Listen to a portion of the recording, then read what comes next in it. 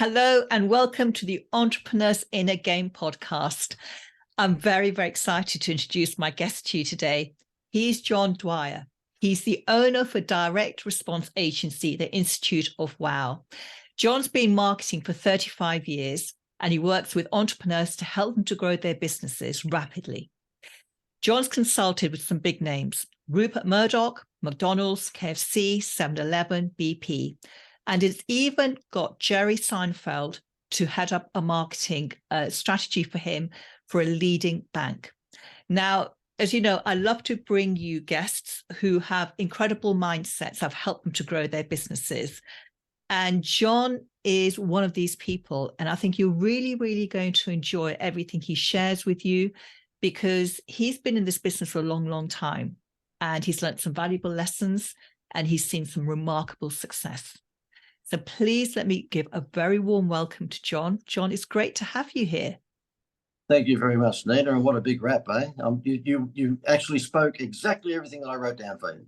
Well, I'm so pleased because there's so much ground to cover with you.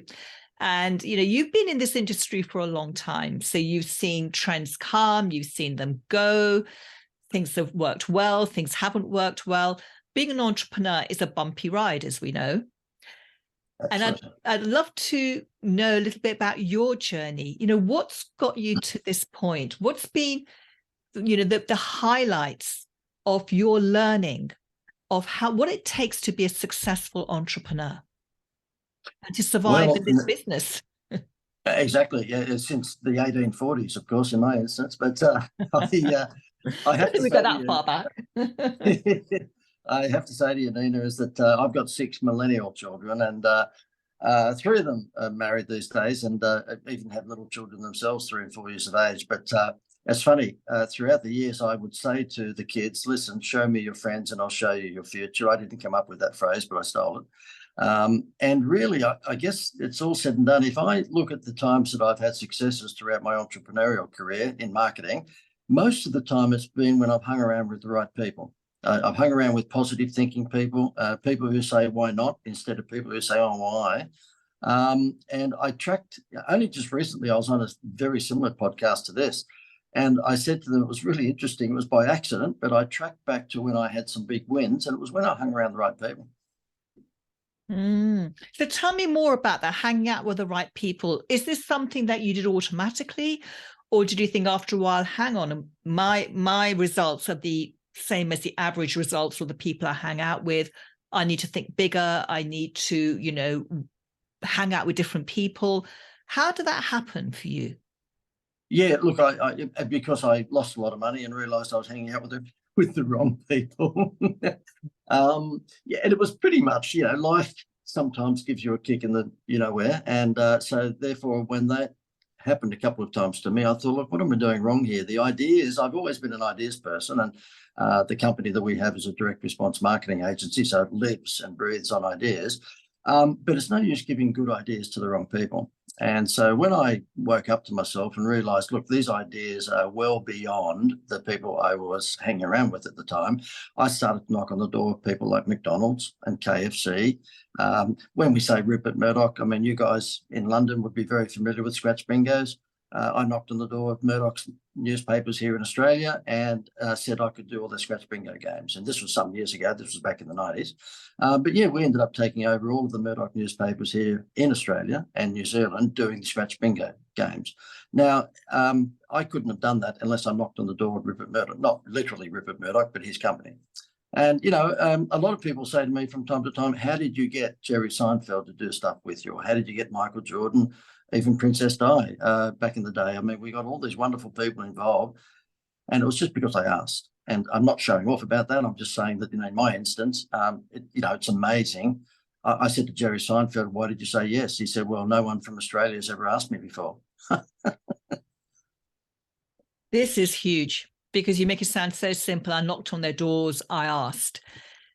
That can be terrifying for many people because, you know, worry about rejection. They worry that, you know, they're interfering in their day and that they're too small to ask them. And why would they listen to them? There's going to be, you know, radio silence. They won't be interested. So we can make up a million excuses not to do something, even though picking up the phone, talking to someone is the quickest route to getting a sale, isn't it? The more conversations you have, the more sales you have. So how did you have the courage to do this? Yeah, good question. I think it's probably just, look, my personality is a bit cheeky. And so therefore, I guess sarcasm is either a gift or or curse. But because, if you are a bit cheeky, you tend to have a bit of front. And seriously, all I did, and I say this to anyone, back in the day when the internet was not around, you needed to either know someone or go through the PA. These days, if you wanted to contact Steven Spielberg, you type in Steven Spielberg, and there's every chance in the world you're going to come up with his assistant's phone number, maybe not his number. And so I say to anyone in this day and age, particularly, the younger people who've not experienced what I would have experienced, where I had to actually go through secretary after secretary after secretary to get to someone. These days, it's much easier. But back in the day that I was doing a lot of this in the 90s, and the internet was not what it is today, yeah, it was. It was going to the gatekeeper and saying that I've got something special that whoever it was that I wanted to see should be aware of. And always they would say, well, give it to me, and then I'll pass it on to him or her.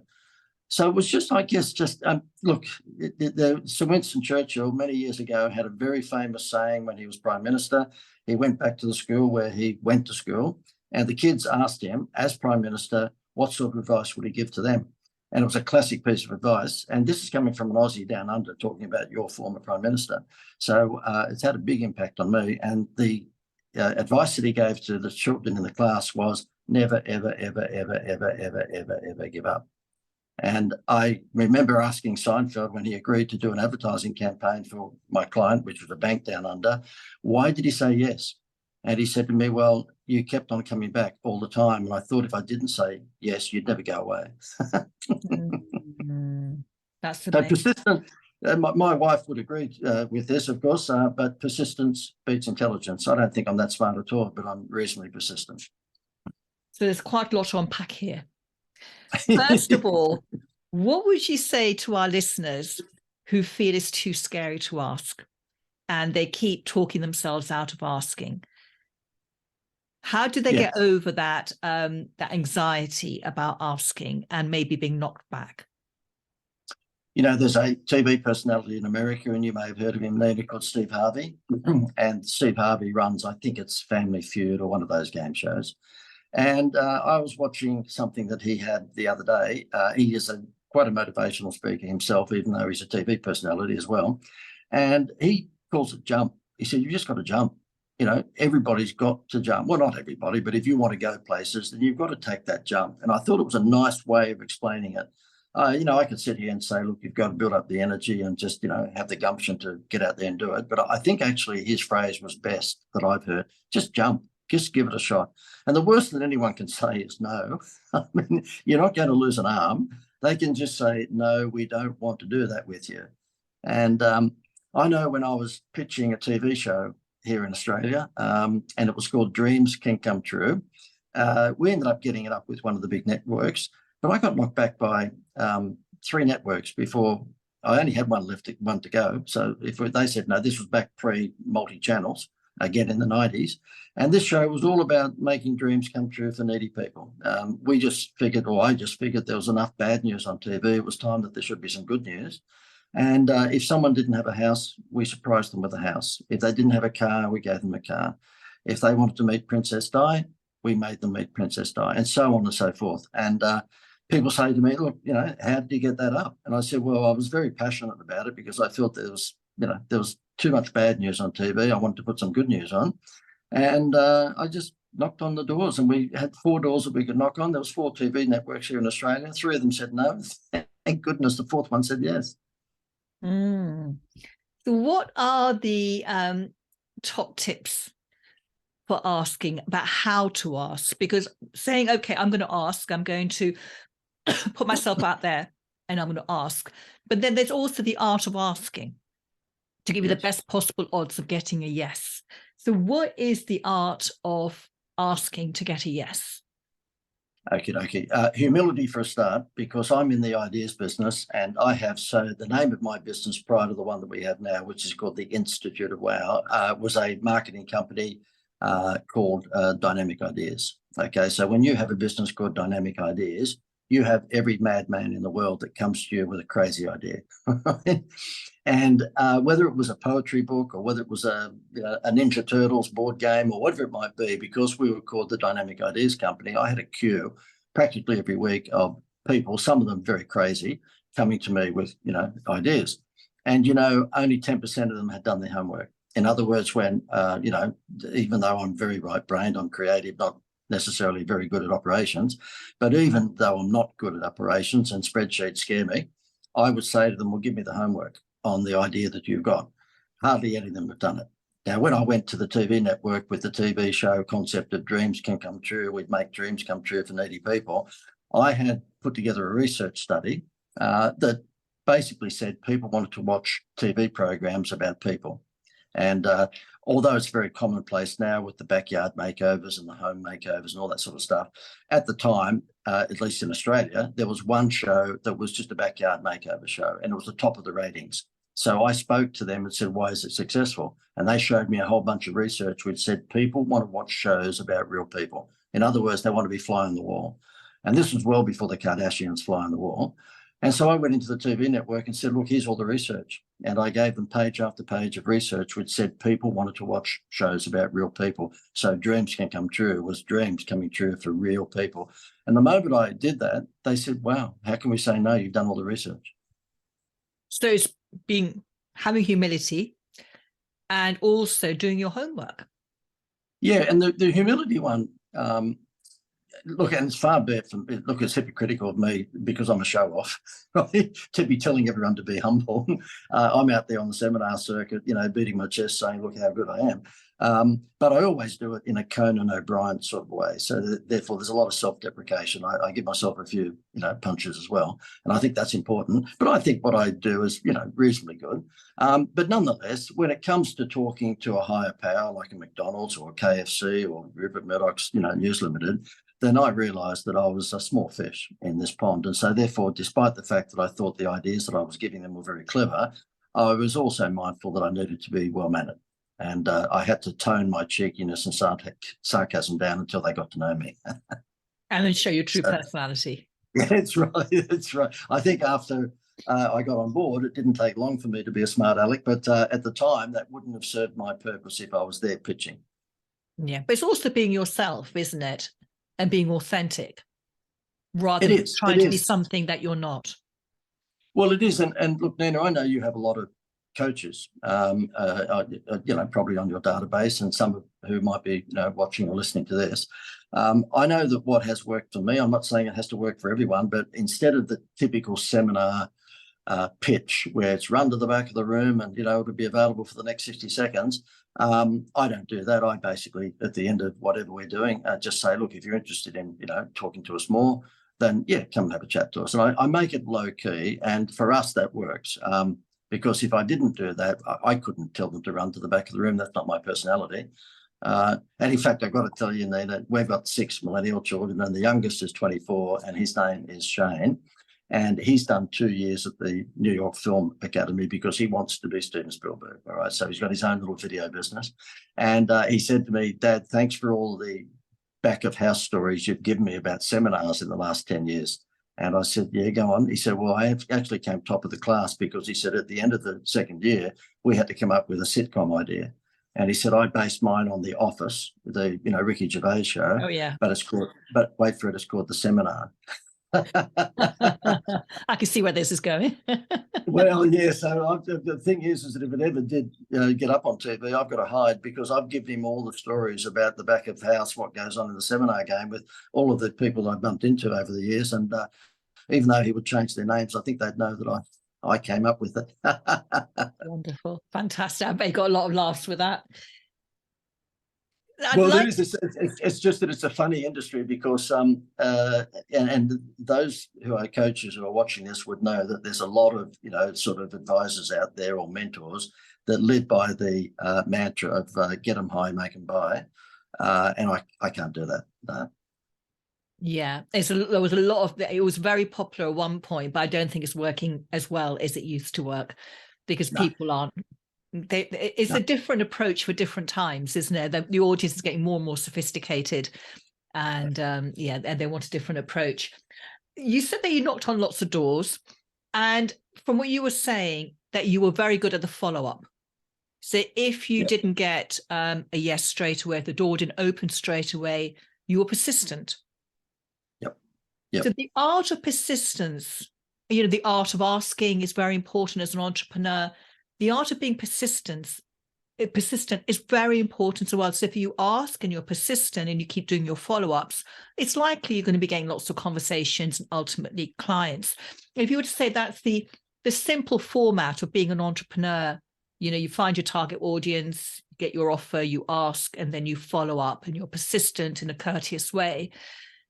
But again, that's the part where many entrepreneurs fall on the persistence bit, and they think, well, I've asked once and they said no, that means I'm not interested, therefore I've got to find someone else to ask. But actually that's very time consuming and very costly to keep finding new prospects. So could you talk a little bit about the art of persistence and how to become a persistent entrepreneur in order to get more clients? Yeah, sure. My phrase I steal from the real estate industry, and that is, you can't sell a secret. I've had a lot of real estate clients over the years, and they have listings, and of course the only way to move those listings outside of a boom period, which up until 12 months ago, the previous 2 years was boom. But they need to promote that across realestate.com, the online versions of your newspaper. They need to do it with letterbox drops. They need to actually make sure that they sell it. And the phrase that the real estate industry has is, you can't sell a secret. Well, that phrase obviously is applicable to just about any industry. And with social media being what it is these days, it's pretty easy now that AI does it all for you. It's pretty easy to be out there all the time on social media. So it's pretty easy to be persistent. And in my instance, back in the 90s, when, I was pitching the TV show, for example, the internet wasn't as, didn't have as big a penetration as it has now. So my persistency back in those days was to actually send faxes. It was to make a phone call, or it was to actually just have something delivered. And if I was not hearing back from them, then I had, I guess, a plan B, and that was to deliver something to them by courier, because that would absolutely get through the gatekeeper. If it was in the mail, it wouldn't.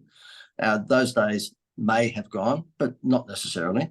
I wouldn't go through the corny stuff with lumpy mail. You know how a lot of people send out lumpy mail. To me, that's a little demeaning, but it would be something that would be relevant to the TV show. For example, I would say to them that I can get Michael Jordan.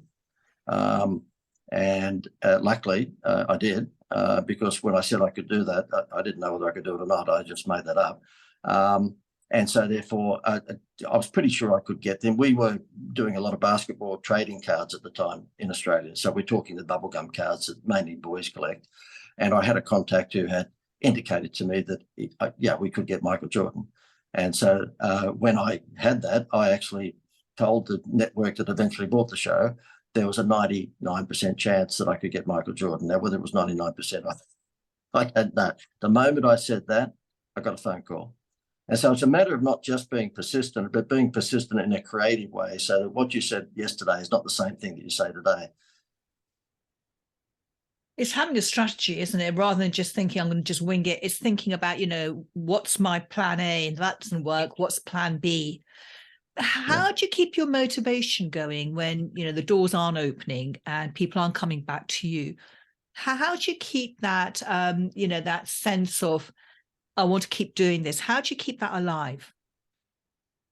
I guess, and this sounds corny, Nina, and it sounds almost too simple, but it's just a matter, again, of hanging around the right people.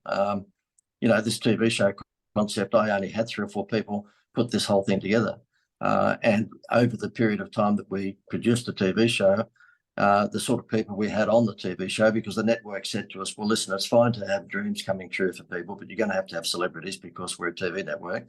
So we're talking Princess Di, we're talking Michael Jordan, Meat Loaf, Paul Hogan, as in Crocodile Dundee, all of the stars of the X-Files. You are a name dropper, aren't you? Yeah, exactly. I'm a show-off, I told you that. But Steven Spielberg, all these wonderful people, and the only way that you could get those is if you had a good team. So, the thing is that there was only 3 or 4 people that put all this together. Do you know when we ran the credits at the end of this TV show, we had to put family and friends' names in the credits because we had to go for 45 seconds. There was only 4 of us. So I had friends that were grippers and they were best boys. They were all sorts of things.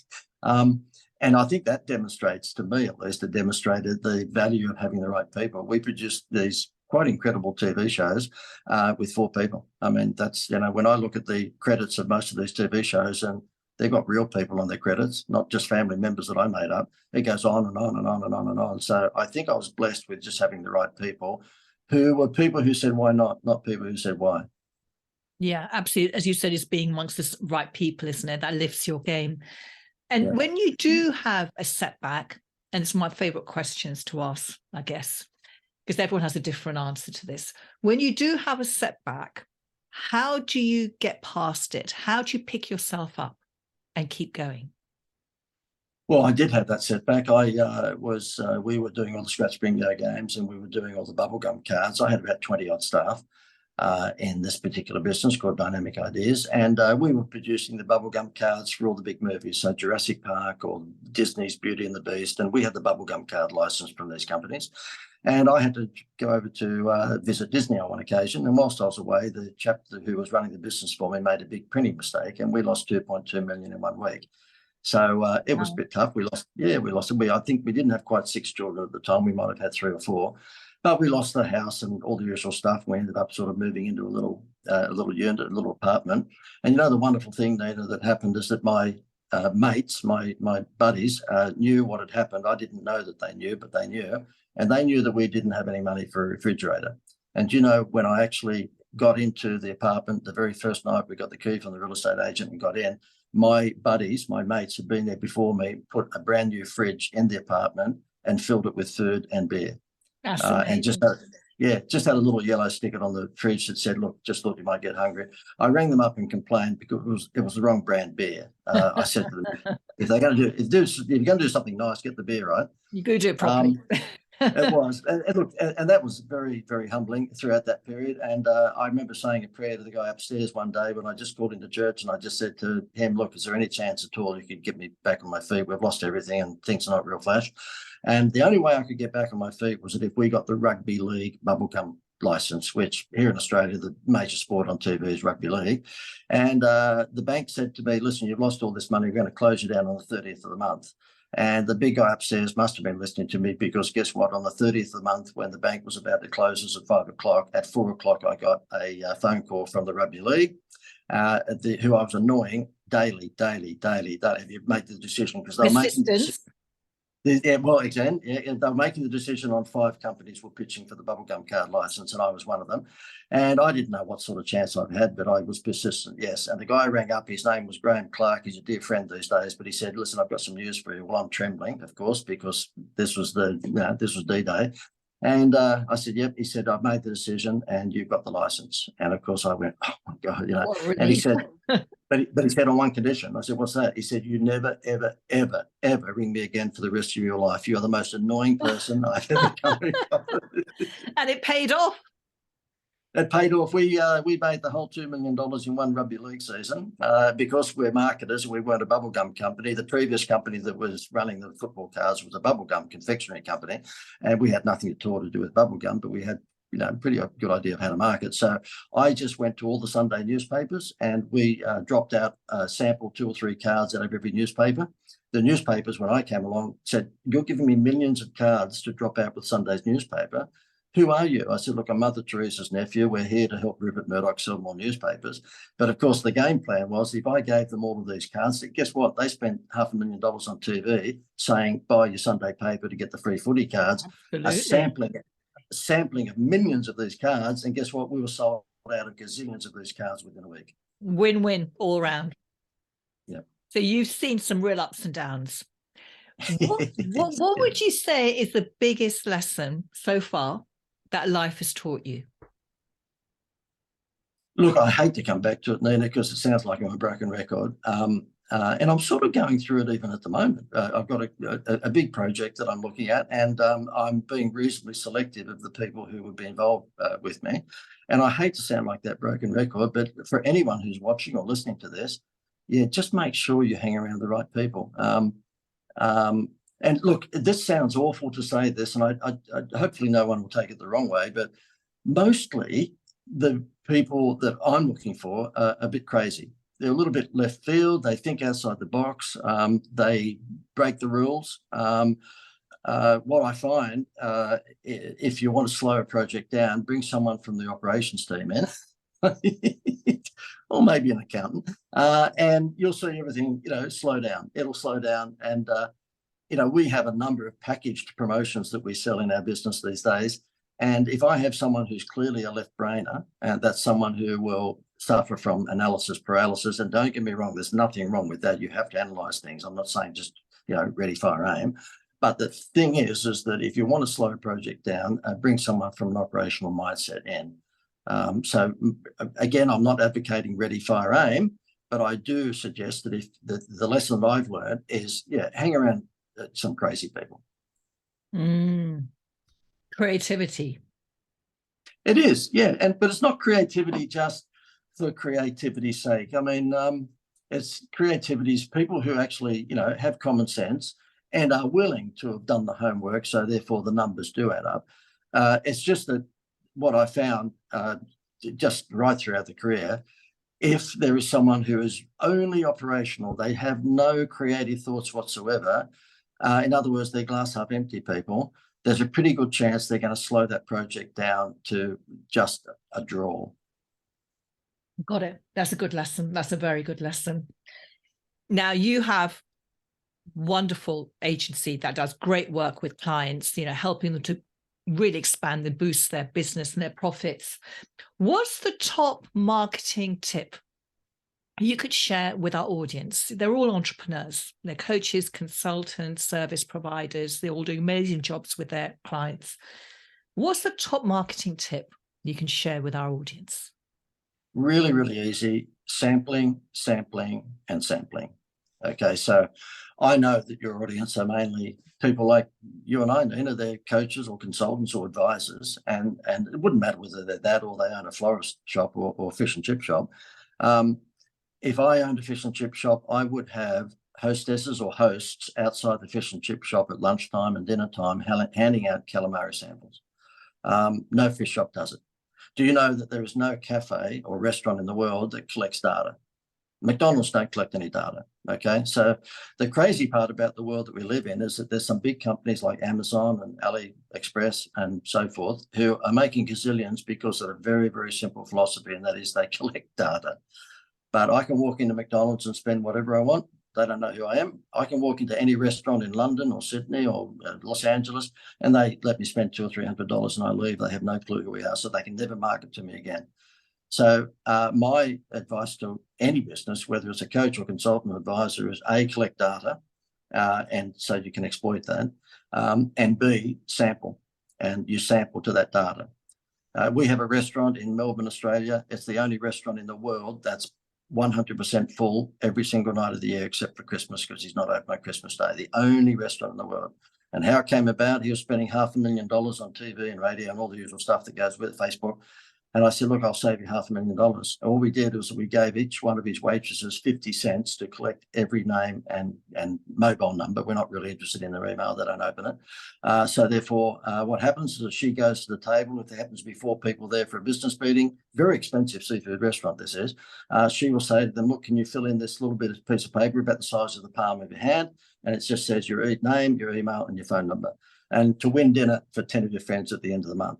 92% of people fill that in. So they just go, oh, okay. And she stands there, by the way, for them to fill it in because she's getting 50 cents for each one of those. Okay.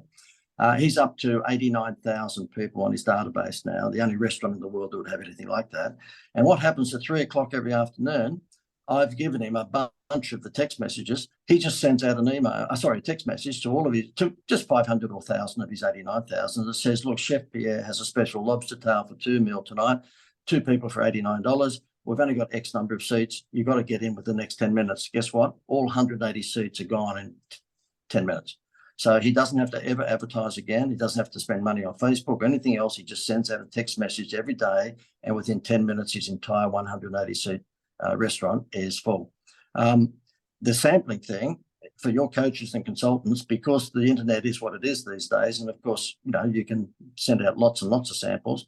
I would suggest that you just do that full time. Sample how, and I'm sure, Nina, you give the same advice, and that is demonstrate the skills that you have. There's a guy in America called Frank Kern, and he says, listen, demonstrate to them that you can help them by actually helping them. Yeah, sounds so simple, but so effective. Well, it is, because a lot of people think, oh, it's my IP. I've got to keep it close to my chest until they pay me. That's funny. What I do is that if I want some more money at any time, I will put a Facebook campaign out or send out to my list. My list is about 10,000 business owners. So I'll send out to them, and I'll put ads on Facebook. Who would like to win a consultancy course with me? So, I've run around and done the seminar circuit for a while, and I'm still a nobody, but by the same token, there's enough people on my list that know what I do. So I say, who would like to win a 3-month consultancy course with me? We call it the Marketing Makeover Program. Guess what? Everyone who enters that contest, I know, is a pretty strong prospect for me selling the course to them. So what happens is that we give the one away, but then we contact the rest of them and say, look, you didn't win, but we've got a special offer for my course this time around. You didn't see it before, but we're going to add these bells and whistles. It's just an easy sell, because they've already glowed in the dark. They put their hand up and said, I want to win your course. Amazing. I love it. What a great strategy. It just absolutely, it speaks to the, prospects. It gives them value, and you're able to serve them and demonstrate your expertise. I love it. I think that's brilliant. Well, I'm really sad to say that we've come to the end of our time, because there's so much more we could explore together. How can our listeners and our viewers find out more about you and the amazing work that you do? Thank you. And look, my website is theinstituteofwow.com. So it's just theinstituteofwow.com. And by the way, I think that prior to us, doing this, I think we had a chat, and I said I was going to give away a book. This book here has all of these formulas. It's called the Avalanche Leads Formula. And if anyone wants to grab that, they can easily download it for free. And it's at JD. And my name is John Dwyer, but I get JD. Okay, so jdwowbook.com. So if you go to jdwowbook.com,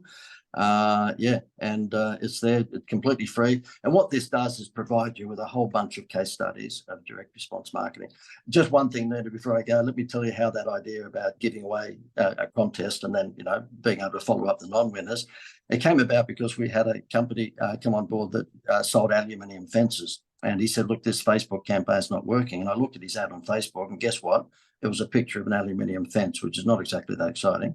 And he was targeting all the suburbs that had the old wooden fence that were falling down, but he just wasn't getting any traction. And I said, look, you're showing the features, not the benefits. If features were to sell, then Jenny Craig would show a bowl of rice. Okay, she doesn't. She shows someone who's overweight and not feeling good. 4 weeks later, they look like a supermodel. So it's all about the benefits, not the features. So he said, well, what do you want me to do? I said, well, why don't you get out of the way and we'll do it. So we held the ugliest back fence in Australia contest on Facebook, and we targeted all of the suburbs that have got the falling down fences, because they're the older suburbs, of course. And we said, how would you like to win a $5,000 aluminium fence makeover?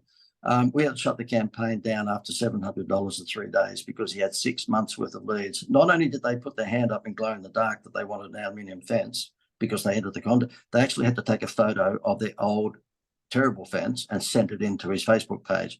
So not only did he get their name and all their details, you got a photo of their crappy back fence. Say no more. Which is so entertaining for everyone. You're going to bring people in to have a look, aren't you? And you just draw a bigger audience. Yeah, and of course the thing is that he gave away one aluminium fence project, which might have set him back at $1,000, but it was worth $5,000. But then he had 6 months worth of leads that he could bring up and say, look, I've got a picture of your fence, you took it, you really need a new fence, I've got a special deal. Like it just exactly. And that's why this book is called Avalanche Leads, because what we tend to deal in is big numbers. Yeah, absolutely. And it's very much like the restaurant story, isn't it? You give away something and then you get all these leads. Fantastic. Thank you, John. It's been amazing. I've learned so much from you, and thank you for sharing so many wonderful stories, because stories tell 1,000 words, don't they? They're just so entertaining. And for everyone who's been listening and watching, I hope you really got a lot of value from John sharing his wisdom with us. Until next time, bye-bye for now.